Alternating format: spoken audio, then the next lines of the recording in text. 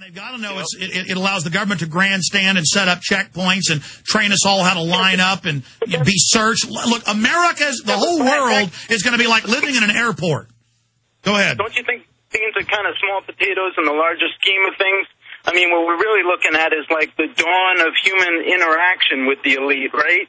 Like, these are our first experiences with them, and in like 100 years, people are going to look back and see these as the defining interaction moments with them. So what happens right now is really important, and the symbolicness of invading the body with a vaccine is a very important symbol, you know, and setting the precedent that the Army sets up checkpoints and the military and the government saves you and the kids get the shots and Yeah. I appreciate your call. Good to hear from you, Jasper. Daniel in California. Daniel, you're on the air. Go ahead. What's up, Alex? Hey, I wanted to tell you much love and respect for what you do, man. Okay, thank you, sir. Go ahead. Also,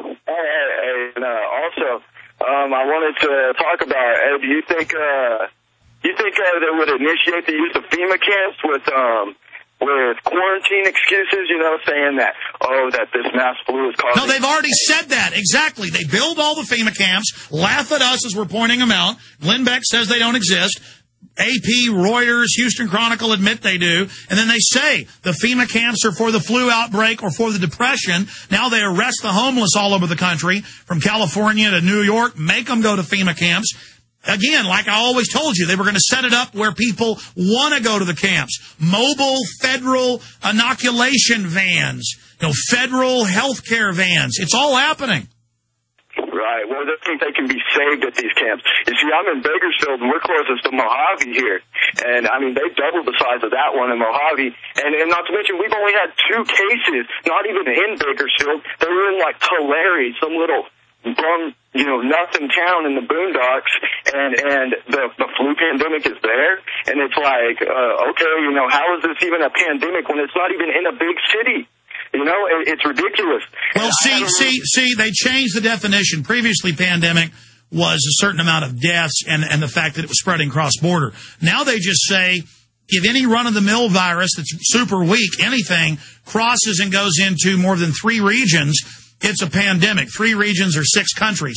So, it's all about locking airplanes down, arresting people. They're clearly using this as a drill for lockdown and to sell a bunch of vaccines. We better hope that's all it is, and not that they're going to release something really deadly. Right. Hey, and I also had a little treat for you and your guests, if you don't mind. It's a little Alex Jones poem. Let me go ahead and go. It goes, allow me to explain, just for starters, how the effing world's ran by the New World Order. Sir, I'm going to have to let you go. I don't even want to start hinting. Just send it to me as a text, and we'll try to get it up on Infowars.com. I really appreciate all the great callers, but when poems start out with the even a hint of the F-bomb, I'm going to have to shut you down. I myself am going to try to not. This is a family show. Okay? And I appreciate your call, sir. Okay, I understand you're sitting back with a big doob, hanging out. You're not going to hear it. Whoa, dude. And I like you. Okay, but I was just getting the marijuana vibe there. Okay? And more I realize I'm at war with the marijuana vibe. You guys can smoke all of it you want, but I'm kind of the opposite. I'm kind of the coffee vibe. And the two don't meet. My God, the problems I have with the marijuana vibe in my life. I tell you what, I've got to hunt down the weed heads and get them the hell out of my life. All right, ladies and gentlemen. All hail and long live the coffee drinkers.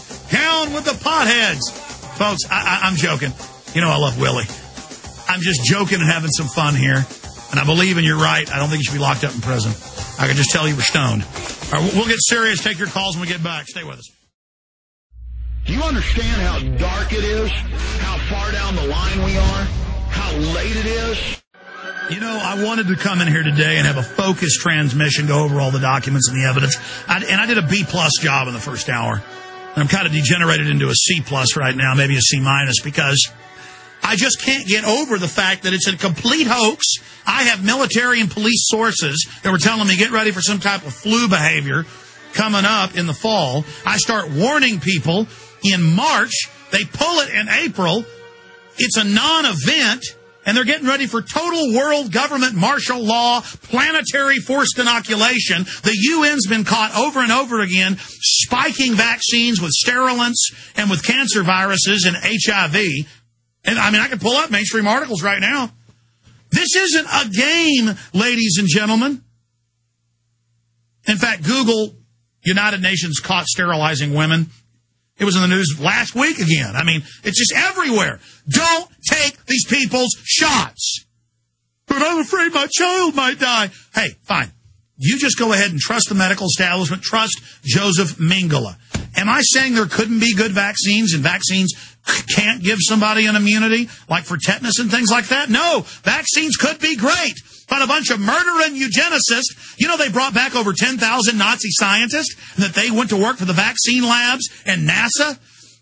I was on the set of ESPN with Joe Rogan when he flew me out to UFC 96 or 97, I forget.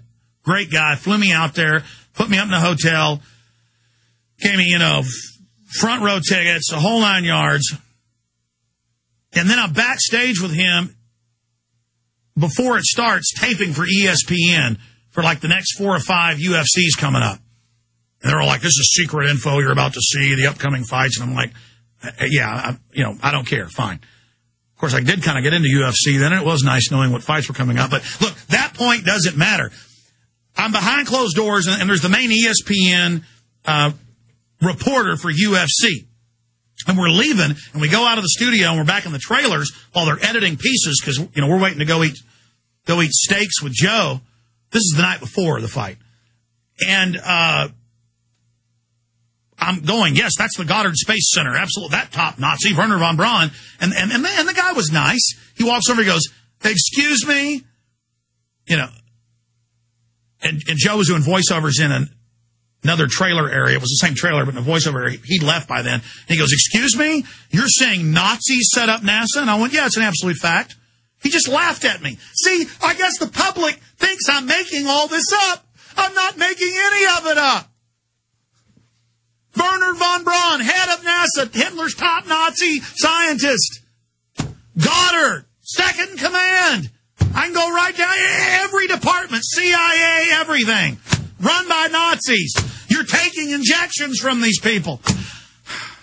How am I supposed to sit up here and be calm? I know what I'm talking about, folks. I know what's going on. I do my research. Your life's in danger. Mine's in danger. I wish we could just beat these people. It's actually spooky fighting them. It's spooky getting death threats from them.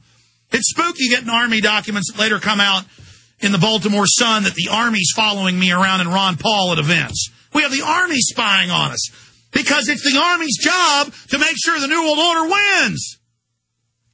This stuff's real, folks. The Army follows me around to and from work a lot of days. I got guys in high and tight haircuts, special forces following me around. This isn't a game, people. And I want to tell those troops something, too. They'll shoot your mama up with cancer viruses, too, boy. You better wake up and join the American people. If you don't know I'm the good guy and that you're working for the bad guys, you got a major malfunction. The truth is, I've been successful with this radio show because this is real. And everybody else goes through reality and goes through life caring about things that don't matter and not caring about the things that do matter.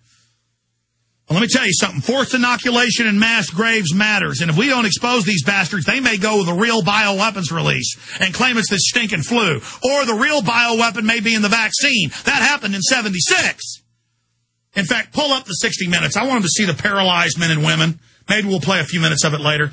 I said I'd take calls. I'm out of control. I just, every instinct I've got is go to the South Pacific, go to the South Pacific, go to the South Pacific. Go live in a shack in the third world somewhere with your family. Folks, I don't enjoy being on the radio. I don't enjoy all this stuff. I mean, there's a few cool fringe benefits being the leader of the, quote, conspiracy movement worldwide. But it isn't a conspiracy movement.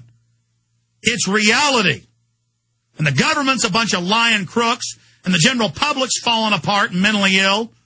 I don't like being associated with a conspiracy movement. Half of them are schizophrenics. Look, everything I've said is documented at Infowars.com. So go there and check it out for yourself. Let's take a few calls. I'm in the Blitz calls next segment.